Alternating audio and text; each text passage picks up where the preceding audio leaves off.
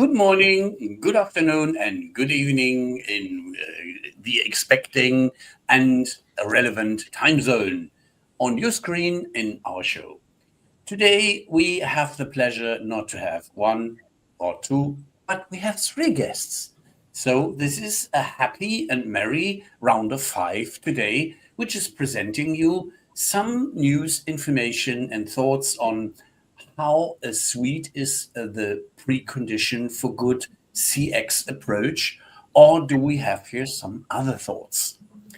And before I start shortly to introduce our guests, I would like to encourage you to participate, make comments, and use the appropriate fields to give your thoughts and share them with us so that we can get you vividly involved. And we do this like the speed of light. This time I carried along my signs. Starting with our guests, I would like to start with the First Lady. Julia Knutti is the Regional Vice President and Head of Commerce Sales for Middle and Eastern Europe, MEE, at SAP Custom Experience. She has been with SAP since 2013, holding various customer-focused roles in Switzerland.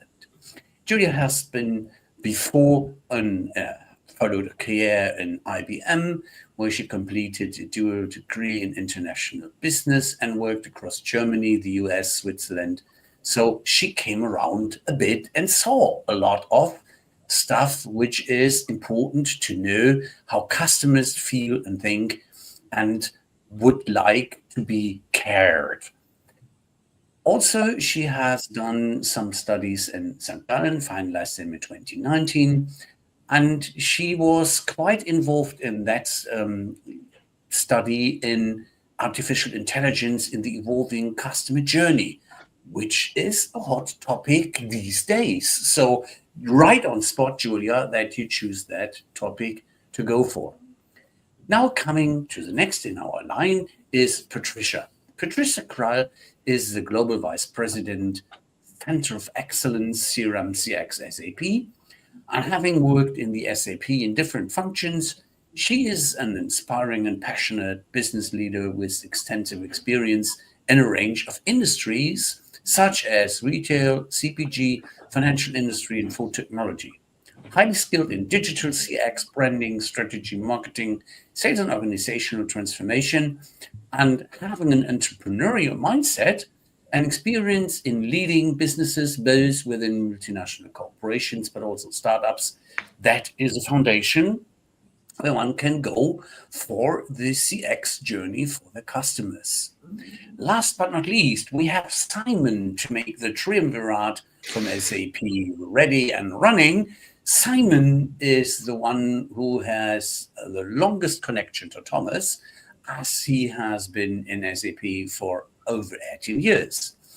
Now he's working to get the 2 decades properly finalized and acting vividly, and is in global market development and sales cloud, vividly active, caring for customers and partners and showing them where is the beef and where can they find the next benefit approach for them.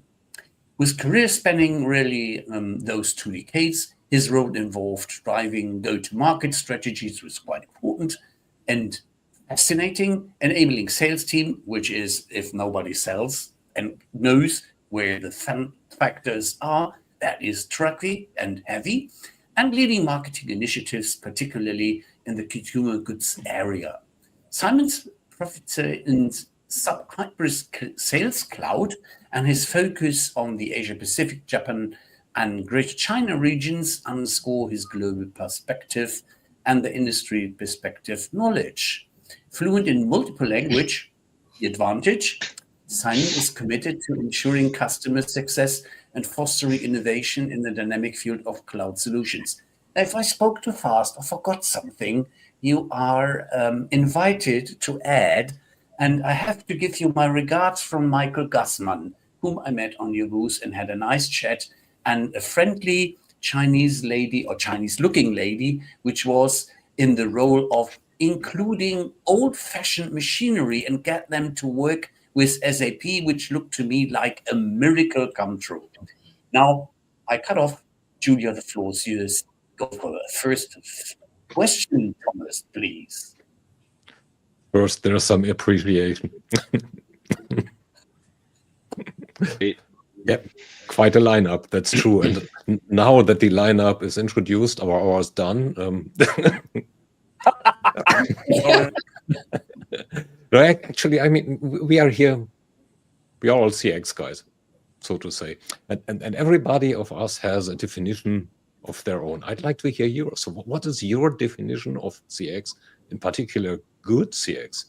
Let's go backward this time, starting with Simon. What is a good customer experience? I mean, at the end of the day, it's all about exciting your customers. And we would even go one step further. We want to have raving fans, how we call them always, right? This is someone that is much more than just someone that buys one time from your brand. It is basically someone that repeatedly buys from your brand all over again, right?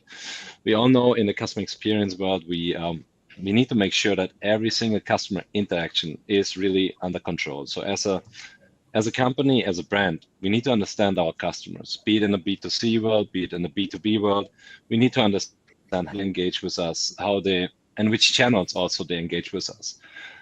If we do not have the entire customer journey under control, then we do not know what our customers need at what point in time. Yeah. So really making sure that we have all of the information. Later on, we come to the suite approach. Obviously, it's very important to not only have a 280-degree view on your customer, we want the 360-degree view. We want to understand everything. And I'm sure Patricia and Julia will also say a little bit about that, but really making sure having the right offering for the right customer at the right time will really make you really keep your customers for a longer time. Don't flood them with marketing campaigns, right? We need to hit the spot. And you only hit the spot if you know what your customer wants and needs at a certain point in time. Oof. Me. Julia, anything to add? Because that was quite all-encompassing. I mean, we can now all go to a drink. No, just joking. I try to make it short in regards to definition and then underline it with an example, right? So, I mean, overall perception and feelings throughout the entire customer journey, because in the end, we are all human. Yes, we are very close to technology, and this is the baseline that we can work and buy and act as we are used to do it day by day. But in the end, it's really to include every touch point from the initial awareness where most likely hopefully the customer doesn't know that he has a need. Then in the entire purchasing and as well after the purchasing to include the customer service and the purchase follow-up as we would like to have it. I mean, as a girl coming from Stuttgart, no, I'm not talking about an automotive example. I'd like to share where I still buy my clothes when it's possible. And this is not only in regards that I'm talking about, I'm calling out a name. It's a customer of us, a reference of us, but they are really able to get me engaged over decades as a loyal customer, because no matter if I'm in the store, I'm recognized as Julia, and as well living in Switzerland, they are capable to address me with the needs or with the aims I didn't thought about. And this is what, let's say, appeals me in my private life. And if we are talking about B2C and B2B, I would say latest after Corona, where as well a buyer in his business was used to purchase in the same jogging that he bought online his private stuff. This is what we have to use. And then I'm with Simon, 360-degree omni-channel is key. Patricia, you got the hardest part. Well, now, yeah, I mean, Simone and Julia have already said quite a couple of points already, but maybe let me add another layer, right? CX is based on a customer, and the customer is human. What good looks like depends actually on the preferences, on how the customer views, a general buying pattern and a general, customer journey along in an experience and touch points with the brand. Right? So that's, I think, important to understand. Good customer experience is evidently if the customer experiences the brand at its best. So it delivers on what its promises, it delivers on the values, it gets them excited, engaged, to want them to come back, and also at times offers this emotional connection, that keeps you advocating along, this brand. Mhm. In replicate underneath everything is really getting to know who your customer is. And that is a quest that, yes, data is important. Every interaction you have with a customer is an opportunity to learn more about the customer. Yeah. And therefore, Risha, with your sorry to interrupt, with your background, now luckily with us with SAP, but coming from Swarovski, I think I can call out the name as it's publicly available information. I think for the audience it would be very interesting to get as well there your understanding, best practice, right, in this definition of CX. yeah. So basically, as a practitioner, I give you one specific example. A lot of the time with Swarovski, you associate crystals, quality, pay a certain premium price for the product you sell. Okay, well, in my times, we used to do a lot of mystery shopping. So to enable and to ensure that the retail operations were good and that we were servicing the customer to the best we could. Yeah. One of the key things is, and I give an example, I still remember a customer had bought a Swarovski watch, beautiful, was very happy, excited, came back the next day, oops, doesn't work. Yeah. So again, the quality, all of those things, yeah, and then the customer coming back to the store, asking, for a repair, asking how to, make it work again, et cetera, et cetera. At that moment, when you're with the customer, not everybody may have the same level of watchmaking expertise and experience. So it depends also who you talk to. And depending on that is also the servicing you might get.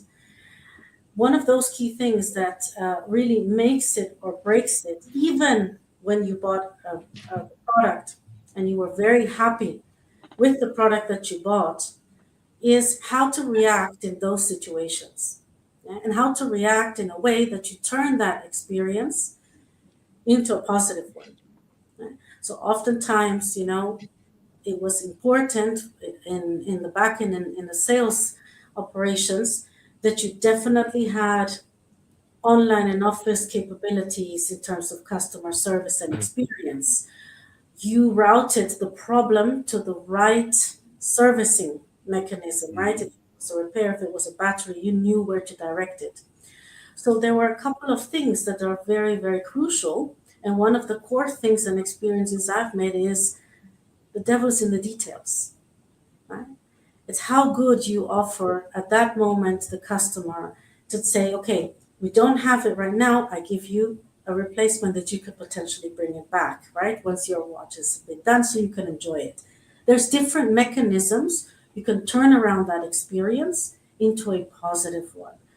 And so for me, good CX, beyond every effort you make to making a customer happy and satisfied, it's also how you work against the advent that something may potentially not go in the direction you want, right? And how you how you put it back into shape. Right? Those are the type of experiences, the time when I was working, we were doing mystery shoppings that certainly stuck in my mind. Now, these are to quite an extent about empowering the employee and making sure that the employee does the right thing. So let's turn it a little bit to technology, and pretty much everybody by now should know that SAP is a suite company. So basically, doing from demand through supply and back. And well, your stance is that suite is better for CX than best of breed. Now, the base question then is, why isn't every business customer buying a suite? So why are they still doing hiring best of breed applications to help them doing their job? What do you think is the perceived shortcoming there of a suite, possibly? We go in the same. No, I'm just trying a mental dice here. So let's start with Julia. I mean, if you don't mind, let me start. I think if we would now all race to the moon, I saw as well one of your moon races, trips, yeah. or let's say thinking about greenfield. I'm convinced. Exactly, here it is. Everyone would go to a suite approach. Why? If we are calling 2025, we are in an era of artificial intelligence. We are in an era where everything we do is completely questionable and has a new dimension of possibilities and perspectives. Again, as well, private and business. We are not in the green field, and this is exactly the situation that I'm convinced quite often an immediate need is seen, and for that reason, an answer is questioned. But if you wanna really play 2025 and has artificial intelligence as a lever of optimization in regards to how your people are working, how you can optimize your internal processes, how you can be more efficient, how your top line can grow as it is needed, then a suite approach, meaning combining the front end to the back end, is priority number one. Because if you don't have a seamless layer of data, which gives you the insight from supply chain to your finance aspects of the business, back then going into the customer experience, I don't see that it works. What we call now really end to end, and that's why a suite approach is the new standard of 2025. But what I outlined is, from my perspective, the reason why it's not applied, what you questioned for the customers. And also, coming back to the 280 versus 360-degree view. Now, if you really want to understand every touch point of the customer, then you absolutely need to have all of the different bits and pieces in your suite under control and need to have this information. At the end of the day, it's very, very important to understand. For example, in the sales side of the house, you want to have the whole lead to cash process under control. You don't want to start with a quote, because who starts with a quote? At the end of the day, you have to nurture your customer. You have to find your customer. You nurture your customer over time, and then you sell something there. For me, a good customer experience, you can sell something to your customers. There's no question. But a great customer experience, an excellent customer experience, does never end. Because there you will find customers for life. You will find customers that will continuously buy from you. We all know also it's much harder to find a new customer than to nurture a customer, than to keep a customer happy, to make them a fan, really buying from you over and over again. That's why I also think that this suite approach is very important. And I mean, having as well in various industries, the perspective of owning is not the case anymore. It's about using. And with this, the seamless integration between making the decision of purchasing and then the post-sales dimension is melting. And with this, what you just described, Simon, is exactly the key. So having as well the ability to have 360-degree in a service environment. So everything which is the touch point in the post-sales is crucial, and this only works in that regards. Patricia seemed to wanted to say something as well. Yes, I wanted to add, it stopped for a little while. I wanted to compliment on that. First of all, best of breed and best of suite are not mutually exclusive, right? They are, you can have some best of breed solutions in a best of suite approach, right? So that's, I think, point number one. Point number two, why is the best of suite approach, coming back to your question, important as we look into the future of CX? One is with the ongoing trends and increasing customer demands, also the volatility in the markets, you need to be able to respond very, very quickly to those changing demands in the market. At the same time, it's almost with AI, the lines are becoming even more blurred in an organization, in a company, even across industries with the industry convergence. So as we're looking at these things, you no longer have necessarily a front or a back, and it has to work all like a nice symphony at the end of the day, with all the right instruments and ingredients to put it in out there. So it's important to look at this as an opportunity that companies have to better equip themselves with the changing and rising and adapting the trends happening in the market, with AI increasing and an opportunity to leverage, those capabilities, and at the same time to ensure that they are as productive as they can be to realize any of those benefits through the technology by integrating all the various solutions together, while at the same time delivering on their top line revenue and growth targets. So I think it's tightly interlinked, and I would look at it as an opportunity to truly enhance CX, because at the end of the day, CX is not a front or a back, it's actually a best run business that delivers on true CX.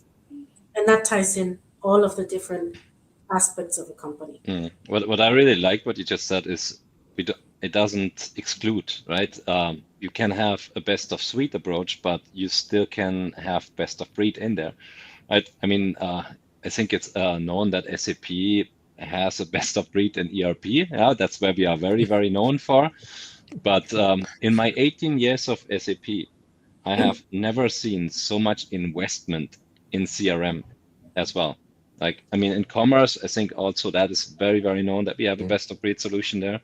In sales and service, it's absolutely incredible what is happening there right now. We have like 500 people that are working on our next generation sales and service solution, which is in the market, right? It's based on microservice architecture. There is AI everywhere in the business process. There is no solution in the market that is even close to our solution from a modernity, from a platform perspective. And that's also what our customers see. I mean, like I said, we are not so known for this part of the business, but the customers that actually compare us also with other vendors out there, their users come to us and say they have 5 different vendors for their choice. And the users sit there, they try out with the different solution, they say, we want SAP because it's by far the most modern solution. I mean, sure, we had the benefit that we now completely could revamp the solution in the last couple of years. In the last 5 years, we worked on that. That's since 3 years on the market. It's the only microservice architecture that's in the market. It's super fast. It has a nice user experience. And that is what I call also a best of breed, right? And they're all working together. Best of suite, best of breed. Love it. That now opens a bit of a detour, actually, because Kate Leggett just published her CRM Forrester Wave just 2 weeks ago, 1 week ago, where SAP didn't fare overly successful. Where does this sort of contradiction come from? That the uptake isn't maybe really there or not seen. No, I can take that one. I mean, when you are when you're deciding to really reinvent an area of expertise or a functional area, like our sales and service, for example, that's what it was about, right? When we are completely revamping that and you say, all right, we are investing in this area now and we are reinventing this space, then obviously your whole legacy, they put it away, right? Our old CRM solutions, they're not rated anymore for this, but they're looking purely at your new solution. Your new solution might be the best of all solutions from a technology perspective, from strategy perspective. But at the end of the day, also the analysts, obviously, they say, now we want to see that you're also performing, that customers are buying it, that customers are going live with it. And that is exactly what we are seeing now. So the solution now, we have hundreds of customers that are live. We have almost thousands of customers now that actually believe in the solution and that really go after the solution.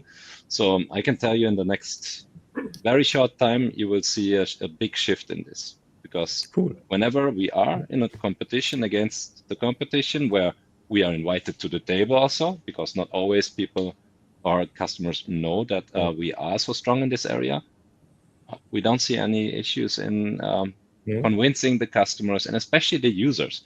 Because in CRM, it's very important that your users like the solution. If your users don't like the solution, you have a big problem with adoption. And a CRM implementation is all about adoption.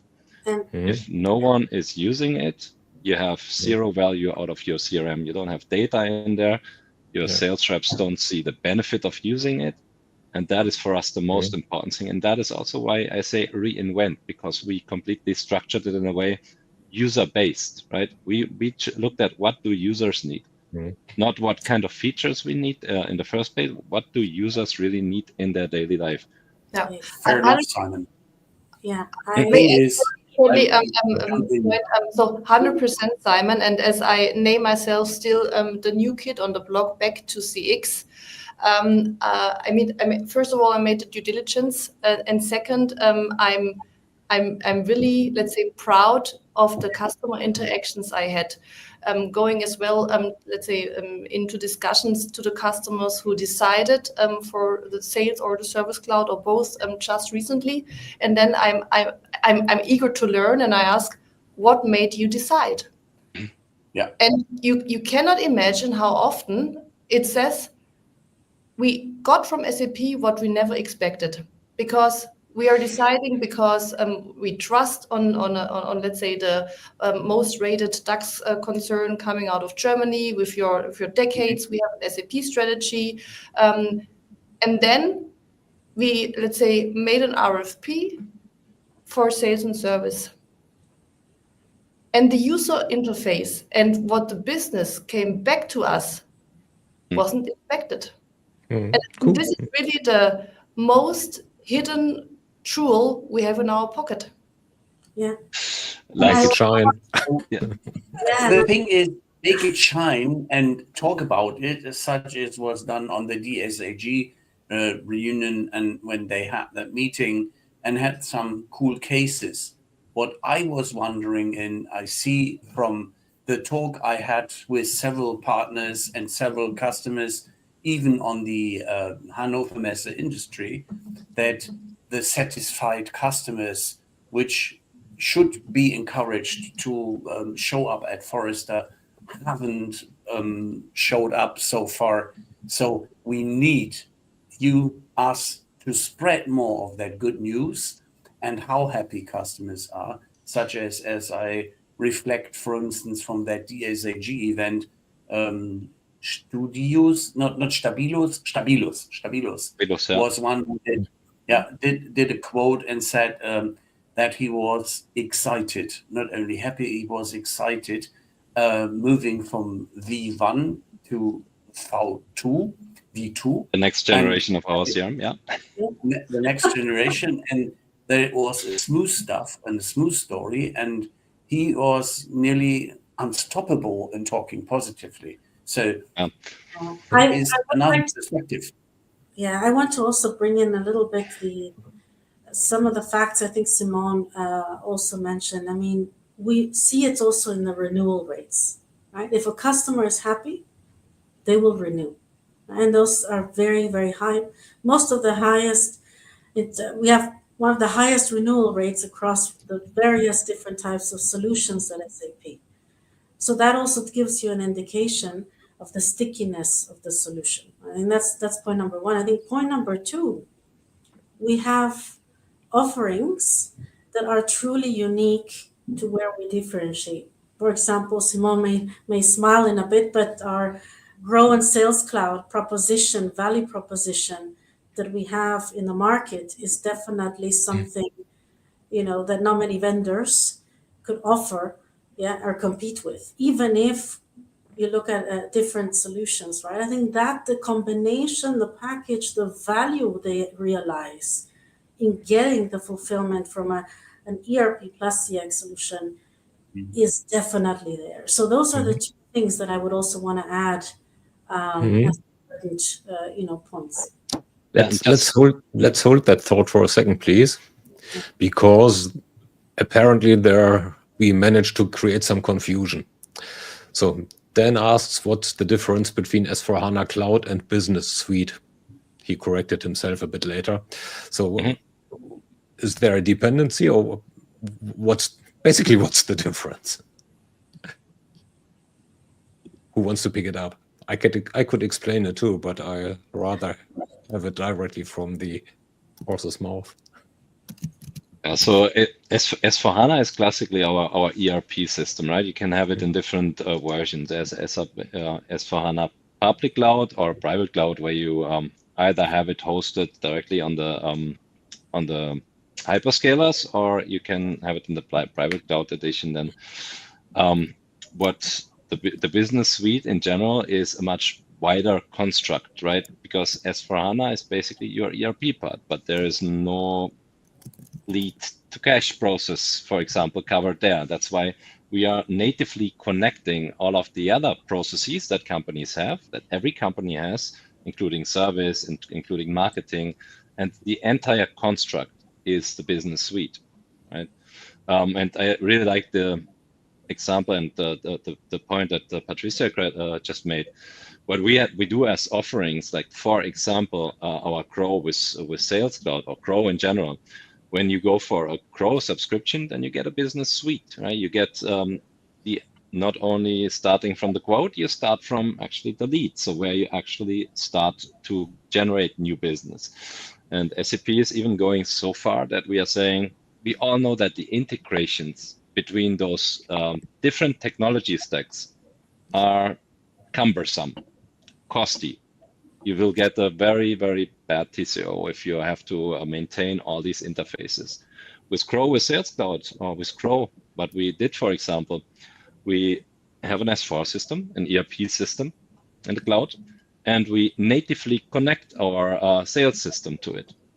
Meaning the customers, what they get with that, they also get the integration, and this is completely managed by SAP.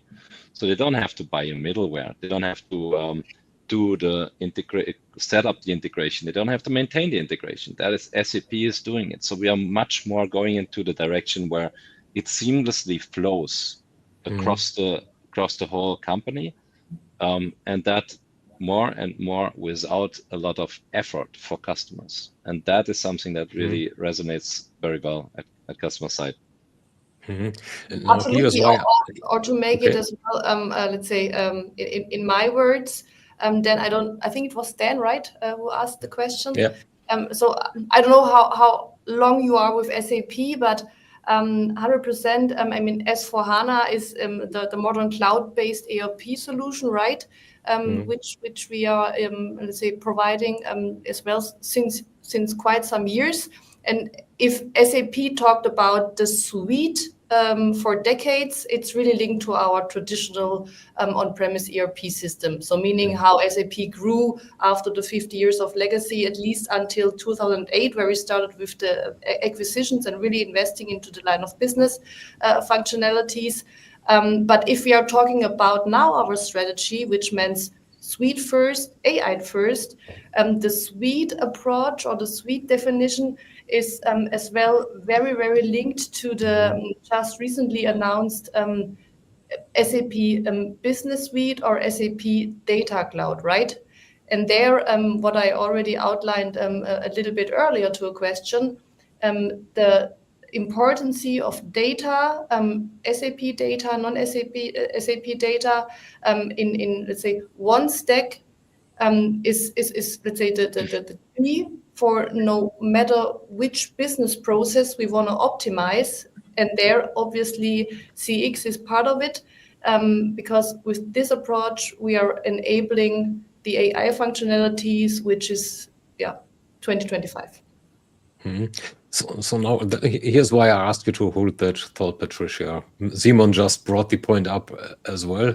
So all of you are rightfully, in my opinion, but who am I? Focusing on the advantages that a suite brings for CX. Yes, and Simon all of you brought some examples. Yeah.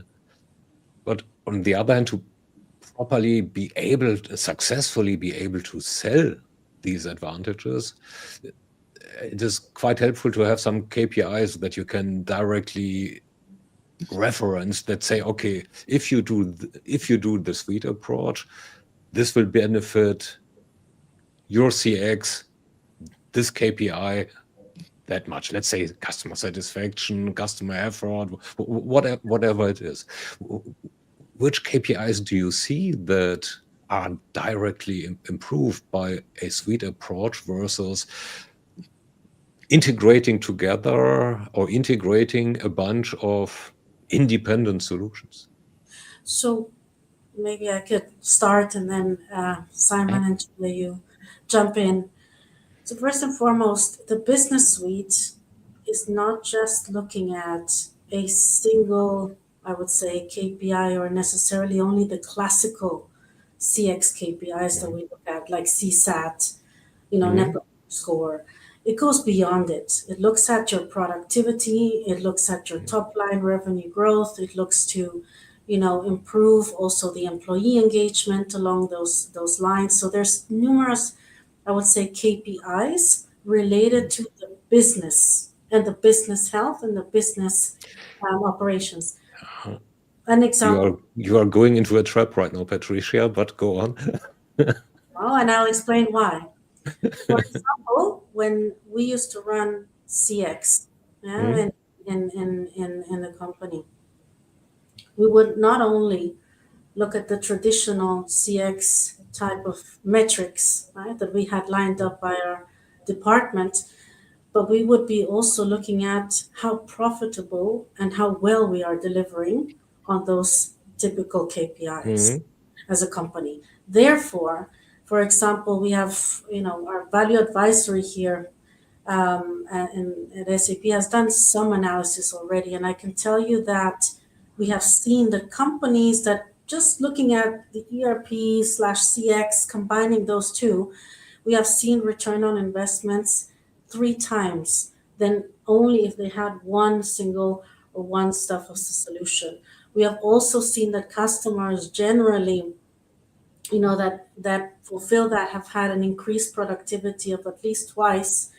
And for example, when we're looking at, service center calls and these type of things, we have seen approximately minus 25% of service calls related to this. So there are measures and metrics that we're looking around that. But the reason I want to be clear around that, you have to look at holistically the KPIs beyond it, is because we want at the end of the day our businesses to be best run businesses. Yeah? And by doing that, you deliver on great CX, but you're also very productive in the way you deliver on that, right? Those are the 2 key things I wanted to highlight. Okay, now here's why I said it's a trap before you continue, Simon. Yeah, sure. You can then directly react on it. So these are inside out views. Yeah. So from the business, well, your customer business, looking at themselves and then probably, quote unquote, doing more of the bad stuff to their customers instead of improving their CX by applying a suite. Rather than looking outside in, how can I improve the customer's experience so that they want to do more with us. Hence, the success is a result and not the means. Now to you, Simon. Sorry for interrupting. Yeah, I want to comment on that point. Yeah, sure. Patricia, Sure. go first. But so first and foremost, I mean, anything related to the customers you have internally gives us an indication of how customers are benefiting. Okay, because usually this is a key ask. And as a former customer of SAP, when I used to be running and working at Rust, it means a typical question you would ask: why invest more time in another solution? What's the benefit I can realize? So that's point number one. Point number two, a lot is about data. And I think Julia and Simone mentioned and alluded to that. What would make me want to actually spend more dollar in terms of, to get the best of suite is because with the insights I have on data, with all the AI that is being layered on that, I can, as a customer, benefit even much more from the interplay between all this data. How many times as a customer, and I used to have these problems when I used to be working in marketing, did I have to go to customer service, call them, specifically get some data out of them because I wanted to launch a campaign maybe in Asia, all these type of things where you just take a lot of time and you need the insights and the data connectively to be able to drive better decisions. So to answer your question, actually, it's the external perspective, the customer perspective is I can participate more in the data set. I can have much more benefits by having that integration, right, across the different solutions to be able to respond better to the needs. Okay, that's what. Go ahead, Simone. Yeah, and absolutely agree. And but Thomas, to what you said to the original question. I mean, at the end of the day, you can, of course, if you do have unlimited funds, integrate everything to everything and maintain it over time. It is possible. I mean, still, you will have the problem that there's a lot of different data structures that you have to integrate. You have to maintain it over time. And SAP is trying to make the life easy for our customers. That's why we pre-integrate the things. That's why we build the things so that they fit together at the end of the day. Otherwise, you have in a best of breed world, you have an island here with wood. You have an island here with, I don't know, where you can go hunting. You have an island here, but you cannot live on each of the islands just if you build bridges between them. And SAP is at the end, we are building the bridges so that everyone can have a good life at the end on these islands because they get everything from all of the different sources. I like this kind of how a seller one time did it kind of in that way, and it made totally sense, right? If I have customer data here, then I have other stuff here.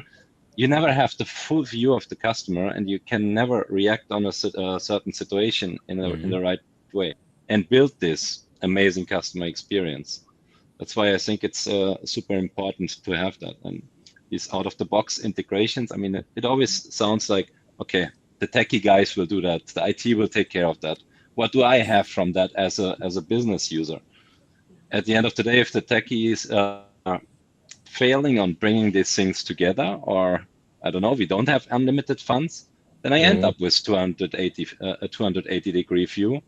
And me as a seller, maybe I stand at the customer and I can create my order, but I don't know how much we have in stock. I don't know about the ATP check. I don't know the concrete price that anyway sits somewhere in S4, like in our ERP system. So why reinventing the wheel in a best of breed solution, if we say that, if it is there? And SAP is making it super simple and trying to bring best of breeds wherever possible as well from our side. Julia, you're ominously silent. Not at all. I couldn't agree more. But I mean, we defined our CX, our best CX. What was your first question? In different ways. But I think to conclude, our saying was exactly being seen as one customer no matter where we touch and where we are in the customer journey. I just had a customer visit last week where one of the aspects was described. I mean, the question is how to come to an omni-channel strategy. And one small quote was, just for creating and understanding the just-in-moment demand of an existing customer has 19 touch points. And the 19 touch points are at the moment not at all applicable to be seen and to be set into the existing understanding of the customer relation.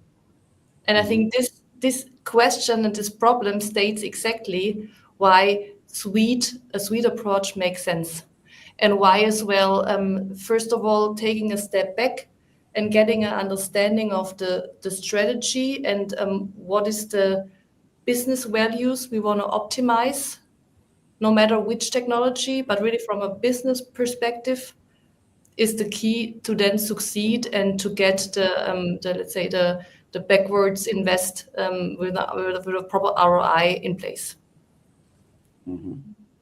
And especially also one more thing, maybe the topic AI. Big buzzword. Everyone is talking about AI. First, it was machine learning for a long time. Then it was generative AI. Now it's agents, right? And how does SAP also stand out in that kind of sector? How do we make use of our big business suite and also all the data that we have at the end, right? And as SAP is, some of you might have heard, we have done some market around it, our Copilot tool.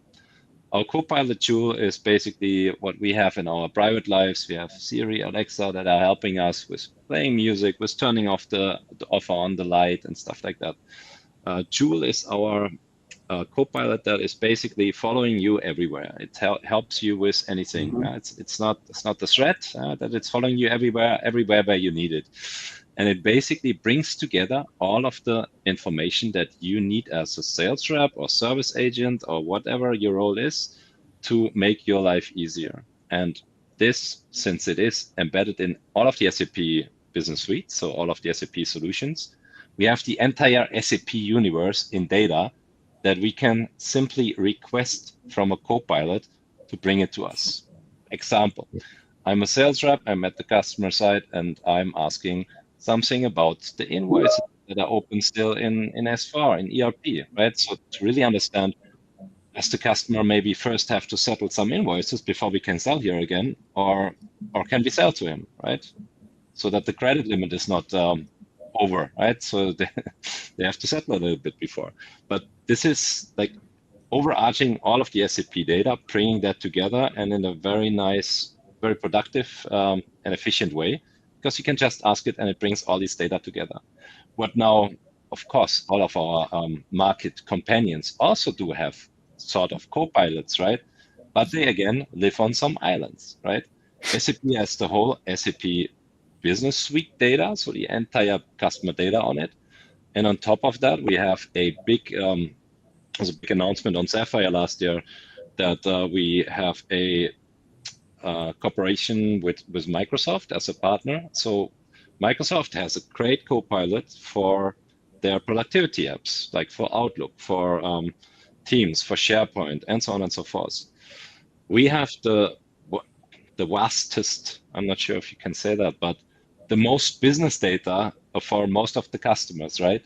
So we have the business data. We can use the skills from the co-pilot of Microsoft in our Joule. So we bring together the data as well as the productivity things. You are, back to the example, you are somewhere in the car, you were the customer, for example, and then you tell Joule, please update the forecast. And by the way, create an email. Then it's using the co-pilot of Microsoft and could create an email somewhere in Outlook with the Outlook skills to directly also get this productivity side of the house covered. So this combination, I think, is really what sets SAP apart in that AI race. We can talk about agents later, but that was quite a long one. Now you opened up another industry. interesting one. Industry. Bring it on. That's been a Freudian. So a company even as big as SAP, I mean, you're one of the biggest ones around, has limited capacities. So now there are two major trends going on. Right, one is AI, undoubtedly. I mean, even I have heard about it in my neck of the world. And the other one is industry solutions, which was a very big topic of SAP's since the early noughts, the very early noughts. Now, which of these trends is more important, given that there are limited capacities, limited budgets, limited capabilities? Which one is more important? Which one drives the other, possibly? Julia, you're looking most confused. Not at all. I would say doing the one without keeping the other priority going away, right? I mean, how we first of all with the cloud, yes, we have to come back more to a standard compared to back in the days where we've been in on-premise and we shipped a CD and then everyone could make the whatever was needed to really get the customization in place. One aspect we learned as well going the ERP transformation to the cloud, that this need for specification is okay, but not needed to be still state of the art in regards to having the technology in place, which is optimizing the business processes. So what I would summarize is really to have the possibility to have a state of the art, what Simon and Patricia outlined perfectly, a state of the art technology in place with the needs we have in the industry. And on the other hand, having a clear understanding what we deliver from SAP in industry standards and localize it, the demand and the need with our as well stellar SAP Partner Edge, which is the let's say ecosystem framework we have in place since decades. Meaning clear for all business processes, and there I'm not talking about customer experience. This is our strategy for all processes. We have a clear understanding of the limited need, and on the other hand, to have the flexibility from a country localization and as well from an industry best practice to collaborate and bring it to life with our partners. Who wants to add? I mean, as it jump in. Producer, go ahead, ladies first. All right, and then you can just quickly. I think so. You know, let's go back to the basics of. And you asked a little bit about this outside-in perspective. Who is SAP? What do they stand for? When I look at SAP, it's 50 years of knowledge of managing a range of different industries. They have an unmatched. You know, as a customer, you would think an unmatched experience driving different industries successfully, right? Throughout 50 years of operating. Now, AI and all that is bringing in, we have seen a lot of trends towards more industry convergence. So certain industries, right, where for example, today, look at the automotive. You're in a car and it's almost like as if you have a smartphone inside your car, right? If you think around that, it's different industries or traditional industries that are also merging, right? And then also are having a different interplay. And so I think the classical industry solutions, you know, the focus on that and how it's been evolving, it's also the realization of SAP that with AI, a lot of these things are also changing. And some of those industry solutions may need to have certain changes, right, in the way they operate. Now, one thing that for me, why one doesn't go without the other. At the end of the day, why are the industry solutions there? It's to be able to respond the best way to those industry specific capabilities. But if you don't have the AI wave today, that's going to be a hard one, acknowledging the way the trends are moving, acknowledging everything that's happening. So for me, it doesn't go one with the other. And the choice of SAP is particularly to preserve their industry leadership, know-how, and expertise is actually going to be by bringing that collective data all together, working on the AI front, investing on the AI front, and where applicable, you will have the industry solutions. It's not saying we're walking away from it, but it's the understanding that things will evolve also over time. And one last point is, if you think about how the businesses run today, you may be operating in a very traditional industry and then would like to branch out or see the need to branch out to a different type of industry. You should be able to do that most effectively, efficiently with SAP solutions. So for me, it goes beyond just the topic of, is it AI more, is it industry solution more? I think it's really the interplay of both, and where SAP is helping to position companies at their best, right? To be able to play or to evolve, right, as businesses.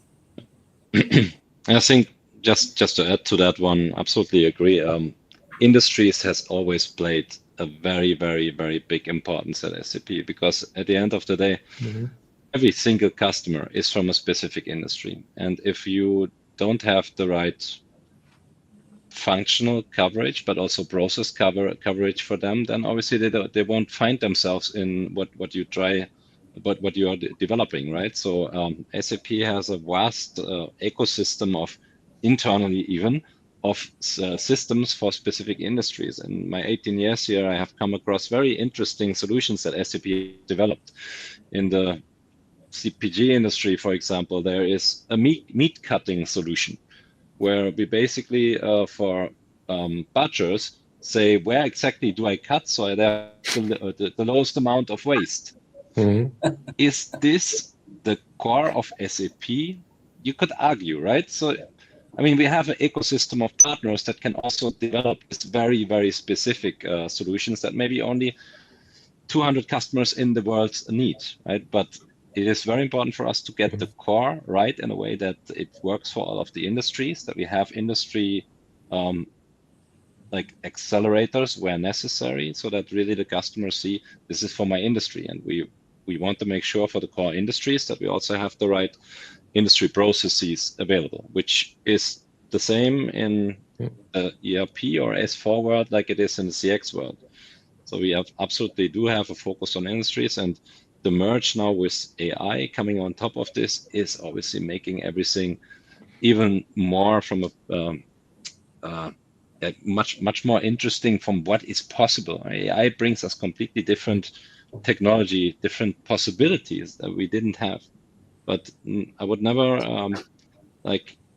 we will always need to make sure that we are also leveraging our ecosystem in a way that specific solutions also developed by our partners. And we have a massive partner ecosystem that can implement things, but also call them ISV partners, solutions that are adding value to our existing software.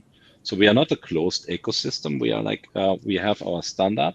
Clean core is a very important thing if you want to keep yourself updatable over time also, right? So that you don't have a massive amount of effort with every release change that comes in. But at the same time, bringing in best of breed partners that are helping with specific industry processes that might not be in the core standard. We are at the top of the hour. Means we need to be fast with our famous last words. So, and take it as an invite for a continued show. Yeah, because there's lots of talking points left. We talked a lot about not only suite and industry, but also about CX.